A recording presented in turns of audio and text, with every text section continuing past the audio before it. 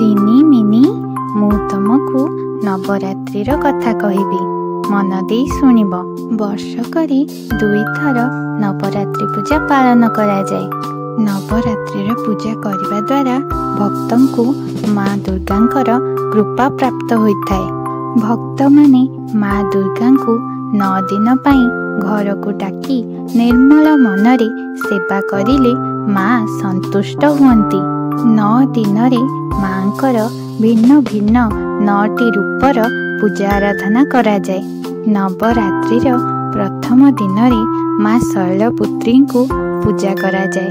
ମହାରାଜା ହିମାଳୟଙ୍କର ପୁତ୍ରୀ ହୋଇଥିବାରୁ ତାଙ୍କ ନାମ ହେଲା ଶୈଳପୁତ୍ରୀ। ପ୍ରଜାପତି ଦକ୍ଷଙ୍କର ପୁତ୍ରୀ ଦେବୀ ସତୀ ମହାଦେବଙ୍କୁ ବିବାହ କରିଥିଲେ, କିନ୍ତୁ ଏଥିରେ ତାଙ୍କ ପିତା ସନ୍ତୁଷ୍ଟ ନଥିଲେ। ଥରେ ପ୍ରଜାପତି ଦକ୍ଷ ଏକ ମହାଯଜ୍ଞର ଆୟୋଜନ କରିଥିଲେ।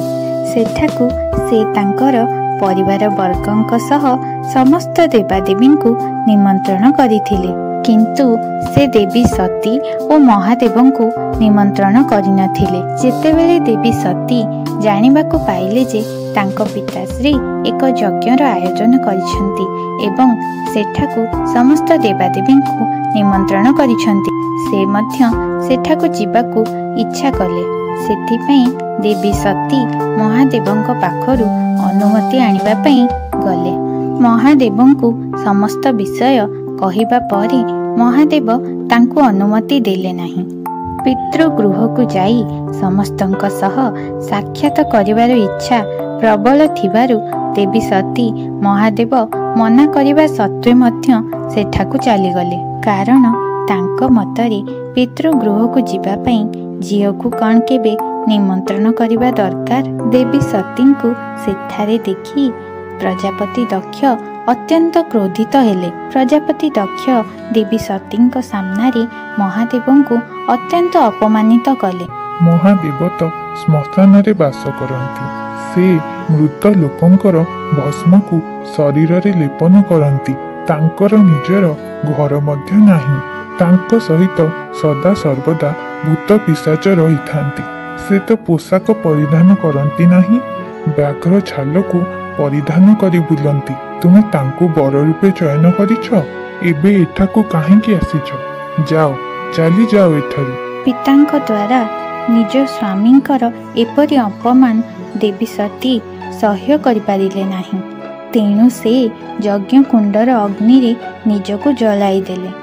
ଦେବୀ ସତୀଙ୍କର ଏପରି ଅବସ୍ଥା ଦେଖି ମହାଦେବ ଅତ୍ୟନ୍ତ ଦୁଃଖିତ ହେଲେ। ସେ ଏ ପୀଡ଼ା ସହ୍ୟ କରିପାରିଲେ ନାହିଁ। ସେ ଦେବୀ ସତୀଙ୍କର ଶରୀରକୁ ଧରି ବୁଲିଲେ। ପ୍ରଭୁ ବିଷ୍ଣୁଙ୍କର ଚକ୍ର ଦ୍ୱାରା ଦେବୀ ସତୀଙ୍କ ଶରୀରର 51ଟି ଖଣ୍ଡ ହେଲା। ଦେବୀ ସତୀଙ୍କର ସେହି ଅଂଶ ଯେଉଁ ସ୍ଥାନରେ ପଡ଼ିଲା ସେଠାରେ ଶକ୍ତିପୀଠର ସ୍ଥାପନା ହେଲା। ତେଣୁ ବର୍ତ୍ତମାନ ତାହା 51 ଶକ୍ତିପୀଠ ଭାବରେ ପ୍ରସିଦ୍ଧ ହୋଇଛି। ଏହାପରେ ଦେବୀ ସତୀ ହିମାଳୟର ରାଜାଙ୍କ ପୁତ୍ରୀ ପାର୍ବତୀ ରୂପରେ ଜନ୍ମ ନେଲେ। ତେଣୁ ତାଙ୍କର ନାମ ହେଲା ଶୈଳପୁତ୍ରୀ। ମାତା ଶୈଳପୁତ୍ରୀଙ୍କର ରୂପ ଅତ୍ୟନ୍ତ ସୁନ୍ଦର। ମାତାଙ୍କର ଏହି ରୂପରେ ତାଙ୍କ ବାହନ ହେଲେ ଧଳା ବୃଷଭ।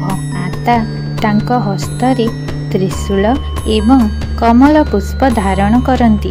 ମାତା ଶୈଳପୁତ୍ରୀଙ୍କର ପୂଜା କରିବା ଦ୍ୱାରା ସାହସ ପ୍ରାପ୍ତ ହୋଇଥାଏ।